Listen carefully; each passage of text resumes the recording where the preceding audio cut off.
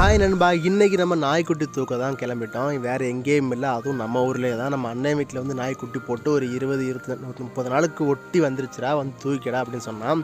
இதுதான் நம்ம நாய்க்குட்டி. அந்த நாய்க்குட்டி வந்து எனக்கு வேணும்டா அப்படின்னு சொல்லிட்டான். ஓகேடான்னு சொல்லிட்டு இந்த நாய்க்குட்டி நம்ம தூக்கியாச்சு.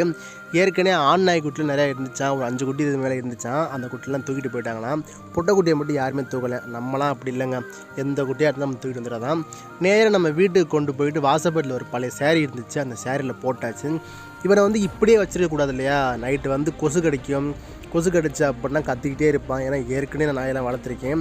அதனால் இவனுக்கு ஒரு சின்ன பிளேஸ் ரெடி பண்ணணும்னு சொல்லிட்டு நம்ம வீட்டில் ஹாலோ பிளாக் கல் இருந்துச்சு.